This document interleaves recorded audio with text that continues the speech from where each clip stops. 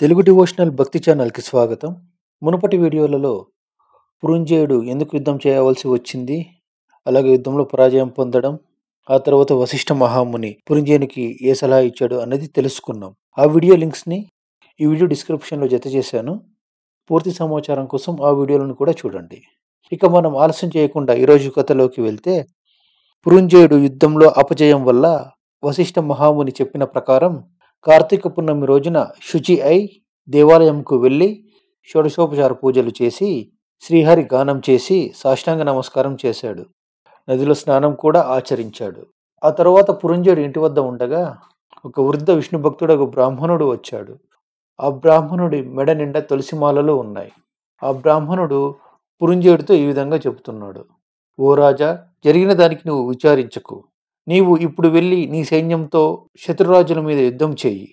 నీ రాజ్యం నీకు తప్పక దక్కుతుంది అని దీవించి అచ్చటి నుంచి వెళ్ళి అదృశ్యమయ్యాడు. దానితో పురంజేయుడు పూర్తి ఉత్సాహంతో శత్రురాజులతో ఘోరమైన యుద్ధం చేశాడు.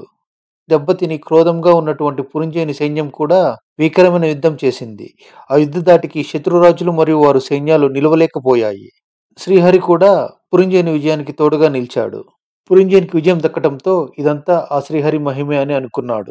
ఆ యుద్ధంలో ఓడిపోయినటువంటి కాంబోజరాజు మరియు ఇతర రాజులు పురంజేయుని శరణు వేడారు. దానితో పురంజేయునికి విజయం దక్కి తన రాజ్యాన్ని తాను సంపాదించుకున్నాడు. శ్రీమన్నారాయణ కటాక్షం కలిగిన వారికి అపజయం లేదు కదా.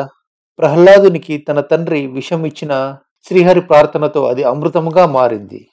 శ్రీహరి కటాక్షం వల్ల సూర్యచంద్రులు ఉన్నంత వరకు ధ్రువుడు చిరంజీవిగా ఉంటాడు.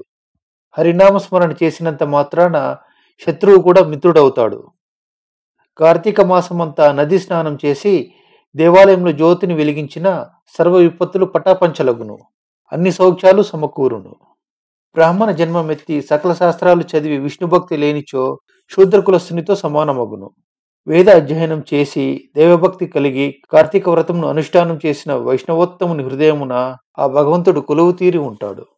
వ్యాసుడు, అంబరీషుడు, శౌనకాది మహర్షులు, మరెందరో రాజులు, మునులు విష్ణుభక్తి ద్వారా మోక్షం పొందారు.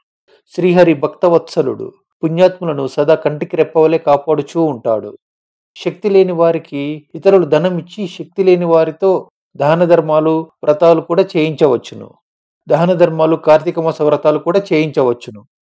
శ్రీమన్నారాయణుడు సర్వాంతర్యామి, 1000 సూర్య భగవానుల తేజస్సు కలవాడు, నిర్వికల్పుడు, 14 లోకాలు తన కుక్షియందు ఉంచుకొని సదా కాపాడుచూ ఉంటాడు. అటువంటి శ్రీ మహావిష్ణువుకు అతి ప్రియమైనటువంటి కార్తీక మాస వ్రతమును ఎవరు భక్తి శ్రద్ధలతో ఆచరిస్తారో వారి ఇంట శ్రీ మహావిష్ణువు లక్ష్మీదేవి సమేతుడై కొలువు తీరుతాడు. ఆ ఇల్లు సిరి సంపదలతో ఎల్లప్పుడూ కొలువు తీరుతుంది, కలకలలాడుతూ ఉంటుంది. కార్తీక మాసంలో పురాణ పఠనం చేసినంత మాత్రాన వారి వంశం మొత్తం తరిస్తుంది. పుత్రదేవతలు కూడా సంతసిస్తారు, పితృదేవతలు కూడా సంతసిస్తారు.